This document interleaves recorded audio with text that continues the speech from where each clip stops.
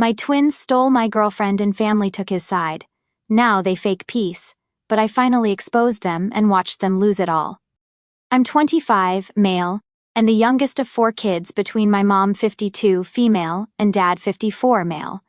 My siblings are fake names Michael 31, male, Sarah 28, female, and my twin brother Carl 25, male. For context, growing up, I was the black sheep of the family, and I knew that from a very young age. You see, my family is full of athletes. My dad was a star basketball player for his high school. My mom played volleyball. Michael played soccer. Sarah played softball, and Carl was the star running back for the football team. I was never really interested in any of those physical sports, but rather I was interested in archery, which my family called a wimpy sport. My parents were always invested in my siblings and rarely ever attended my events, to the point where I basically had to beg for them to come to my tournaments. Between the ages of 14 to 16, I had taken part in about 20 tournaments, while my parents only showed up to 1. I was never neglected by them, but they were never emotionally there for me as they were for my siblings, and as a teenager I resented that. Whenever I tried to bring this up to them, they would always call me an attention seeker. But however, this is not why I was disowned by my family. When I was 15, I began dating Amy, now 25, female, who was in the same grade as me at that time. After about 6 to 7 months of dating, I introduced her to my folks and my siblings, and they really liked her. I know I was young, but I could see myself having a future with her. Almost 3 years later, one of Amy's ex-friends told me that she had been cheating on me for a couple of months. At the time, I didn't know who the guy was, but after confronting her, she told me that it was my twin brother. She basically told me that while at first she loved me, the love she had for my brother surpasses that. Later that day, when I confronted Carl at home, I was so enraged that I sucker punched him and knocked him out. I admit that I should have not gotten violent, but years of resentment towards him and the rest of the family just burst open, in exchange for my family not pressing charges on me, as I could have been tried as an adult in court. I was sent to live with my paternal aunt 40, female, who at this point was estranged from the family and lived in another city about 2 hours away. From then on, I have not had any contact with them. At first it was tough, but later on, with support from my aunt and her husband 48, male, I moved on from wanting a relationship with them. I transferred to a different high school and attended a university in my city and graduated as an electrical engineer. I later met my wife and got married to her. At the time of my wedding, I thought about inviting them but decided against it because I did not want any sort of drama at my wedding. From that point, me and my wife bought a house an hour away from my aunt's and were blessed with a daughter a year ago. About a week ago, I received a Facebook message from my mother and father wanting to reconnect over Christmas at their house. I told them that I would consider it, as I possibly have other plans, but would give them a clear answer soon. Later on, both Michael and Sarah sent me friend requests, which felt weird to me. My wife has told me that if I decided to go, she and my daughter would spend Christmas at my father-in-law's house, as she does not have to deal with unwanted stress as she is 2 months pregnant, and I agree with her. My question to those reading this is, should I go and try to reconcile with my family, or should I not?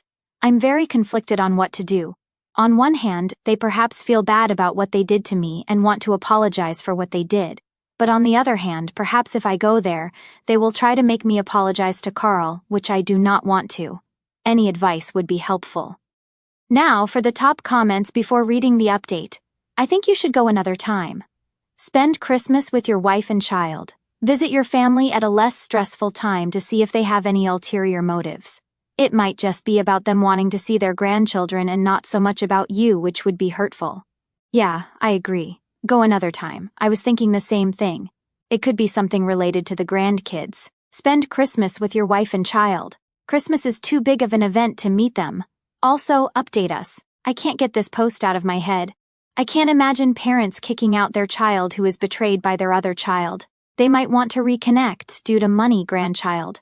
I don't know, but it's weird that even his siblings texted op. I hope it's for good reasons, though. I honestly wouldn't spend Christmas away from my pregnant wife for them. Maybe I'm missing something, but why Christmas? They could have reached out at any time and given you a chance to pick a convenient time, as they're the ones trying to amend things. I don't know, it seems weird to me. I personally wouldn't go unless you desperately want them back in your life.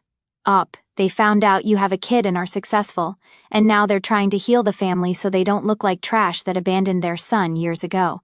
It's a trap. Notice they didn't open with any remorse or any sign of an apology. They want something: money, free work, an organ, access to your babies, or just to look good to their friends. I'm not saying don't go, but keep your expectations low. Be ready for the "we need you to do X for us in order to properly reconcile" speech, and have a quick exit prepared. I don't know. As a parent, I cannot fathom going no contact with one of my children for 8 years after my other child did something so cruel to him, so he hit him. That is just inconceivable to me. Now, totally understand if my son hits his brother if he ever did something like that. Maybe wrong, and I know I'm not supposed to say that, but we're all still human. Whether you can move past the fact they abandoned you to your aunt and turned their backs for 8 years is your choice. But personally, I don't know if I could. If you can't and don't want to see them again, I doubt anyone would blame you. If they do, they don't know the full story. If they do know the full story, then they're not worth your time either. 2 days after Christmas, my wife began to experience unbearable pain in her abdomen area, and she hardly could stand on her 2 feet. Me and her sister, 30 female, rushed her to the hospital, where we found out that my wife had suffered a miscarriage and that the fetus had to be removed right away. Honestly, the worst part for me was explaining to my wife what had happened. Due to complications surrounding the operation, my wife was forced to stay for 2 more days. Honestly, I have been trying to stay strong for my wife and my daughter, but honestly, I'm struggling right now. Also, the update of the original post. Most of you that commented on the same day post had told me not to spend Christmas with them because of the significance of that holiday. I agree and decided I would spend the rest of the holidays with my wife. They never made time for me, so why should I make time for them? When I texted them this, I assumed they would try to argue with me, but rather they said they respected my opinion and could not wait to see me after the holidays. I began to do some digging into my family to try to figure out why they have reached out. Michael is a corporate lawyer who works for a major company in my hometown. But looking through his Facebook page, he has 2 daughters and was married to his wife in 2016. Sarah appears to be married to a doctor.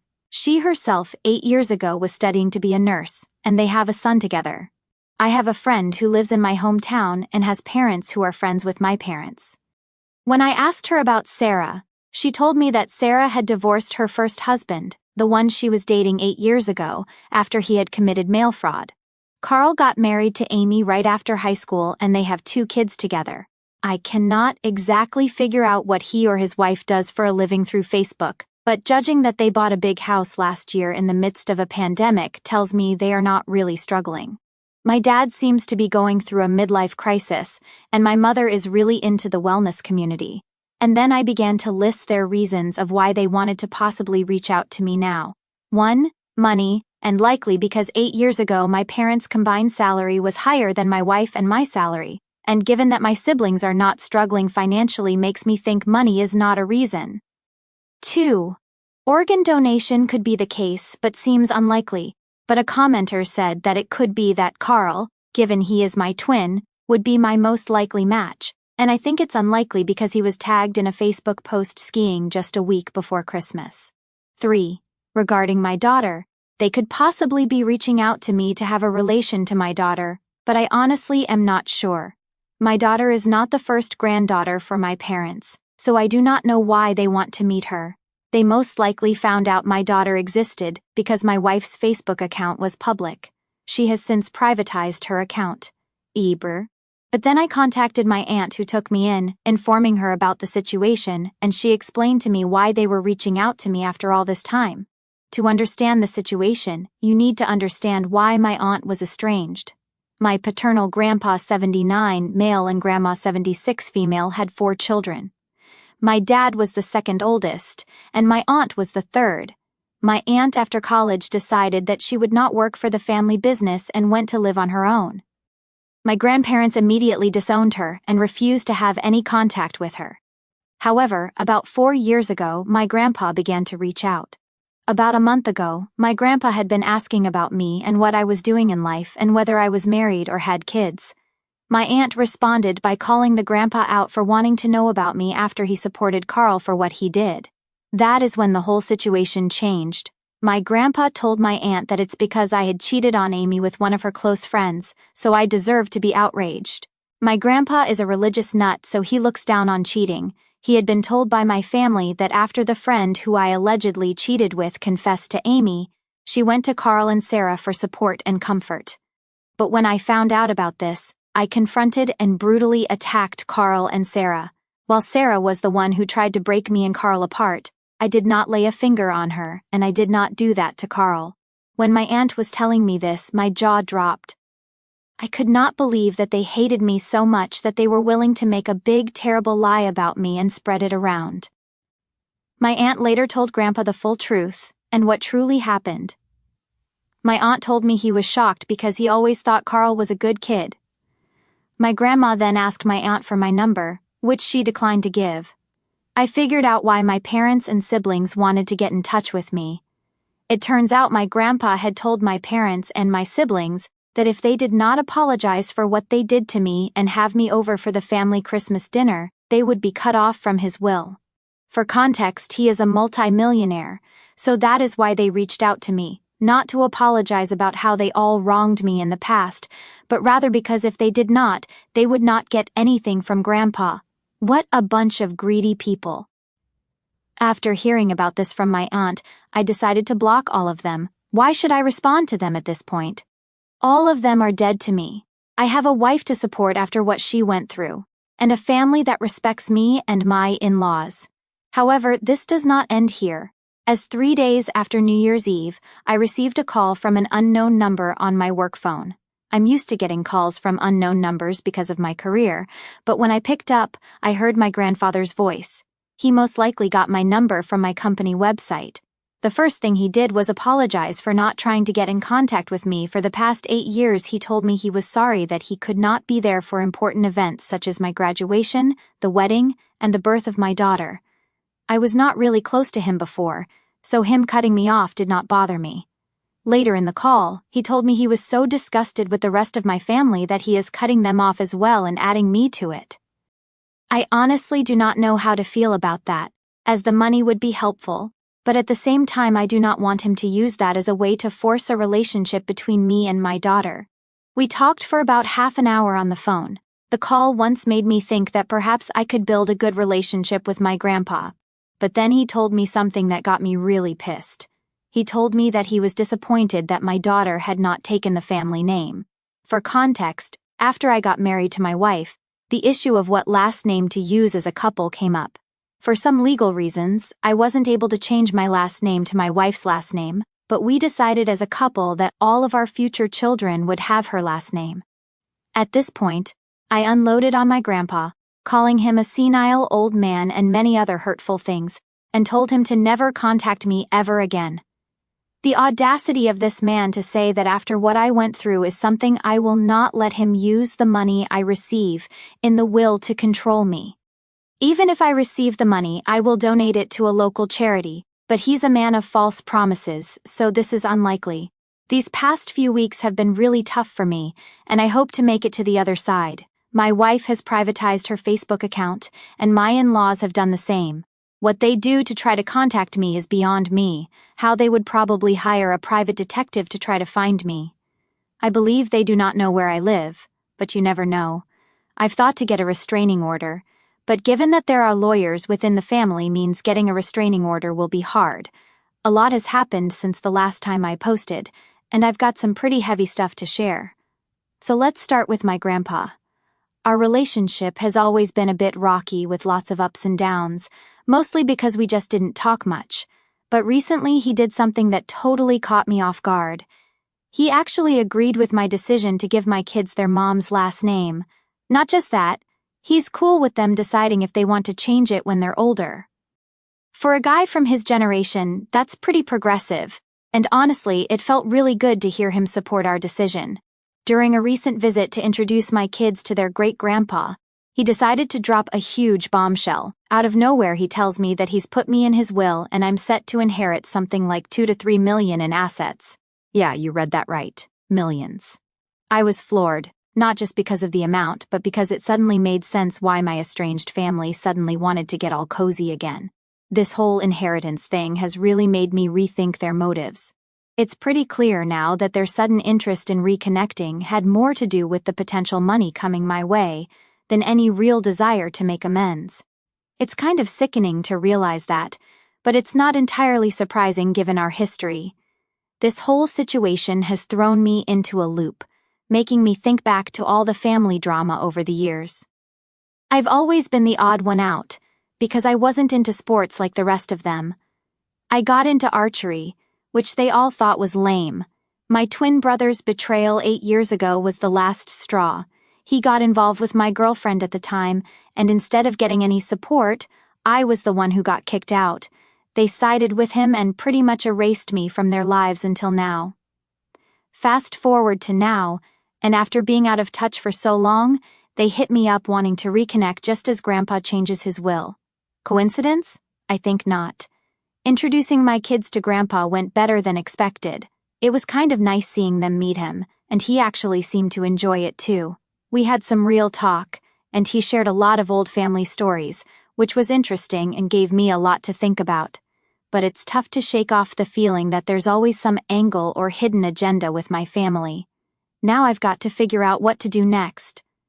How do I handle this inheritance? Do I even want to dive back into the family drama pond because of the money?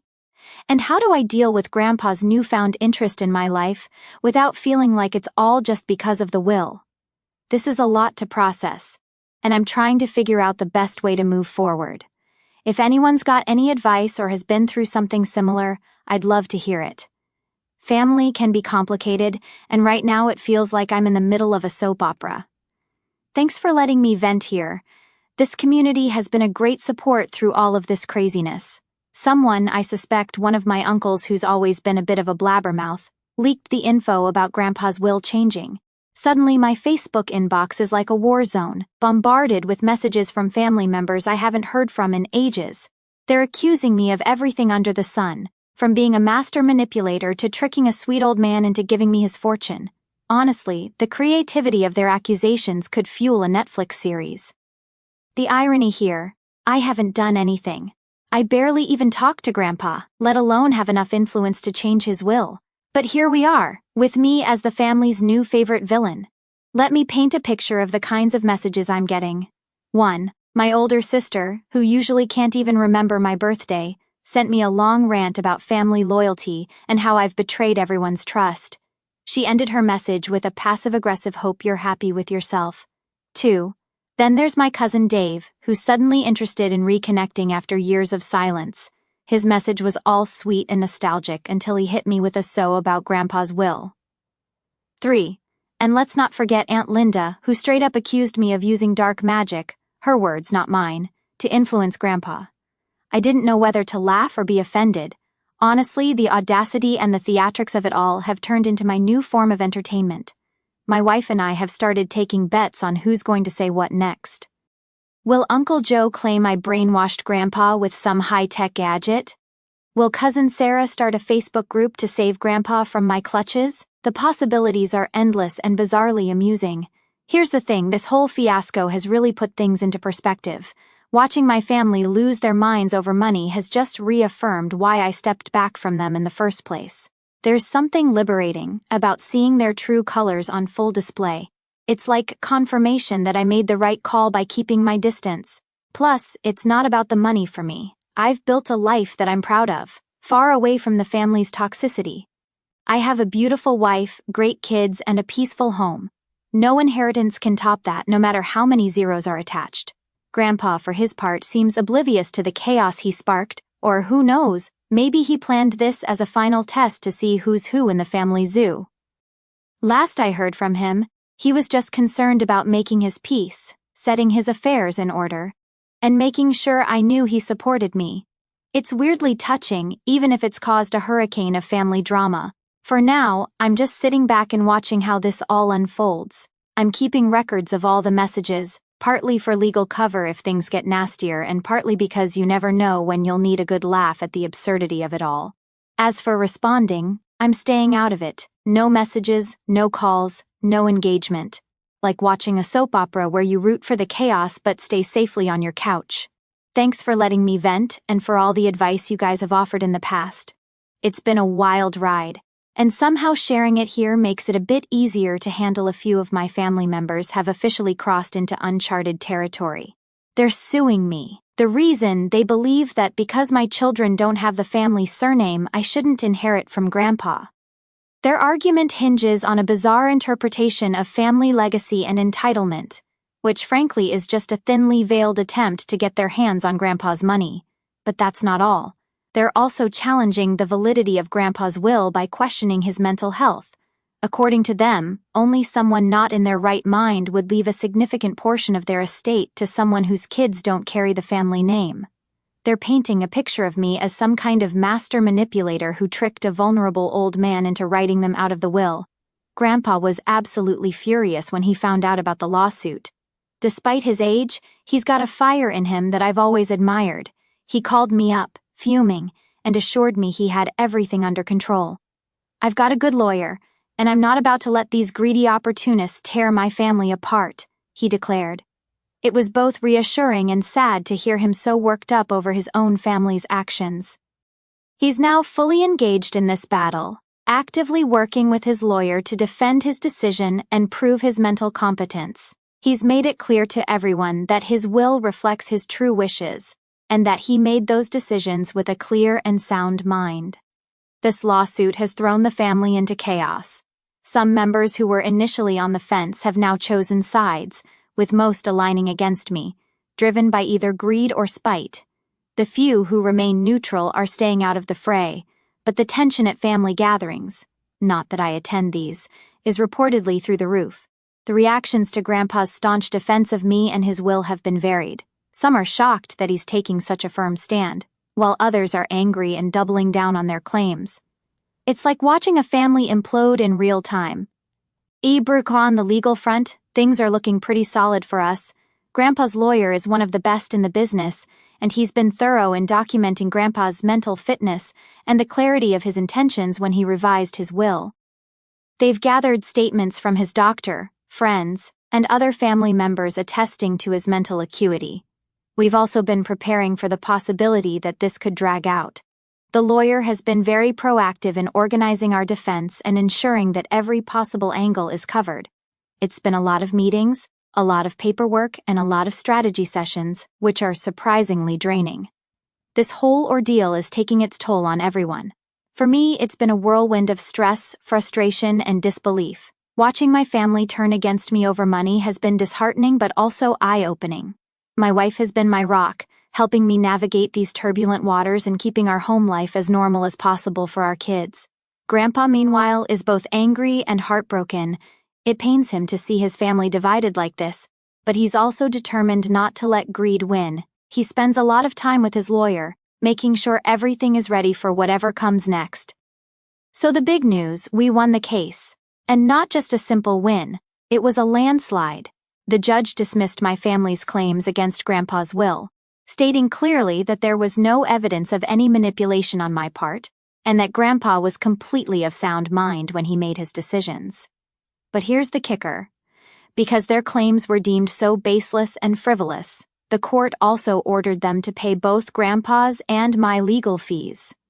Talk about a twist.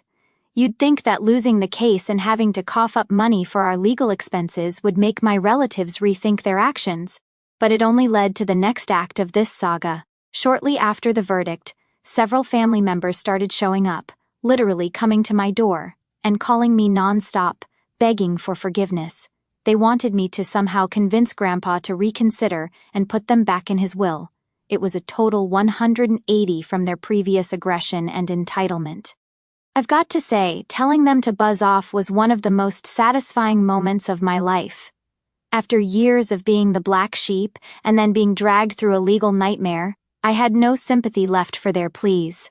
I made it very clear that not only would I not advocate for them with Grandpa, but they were also no longer welcome in my life in any capacity. The bridges were burned, and I was the one holding the match this time. Grandpa was just as resolute when he heard about their latest antics. He scoffed and said he had no intention of rewriting anything in his will. "Let them learn the hard way," he told me over the phone, his voice firm, but I could hear the fatigue.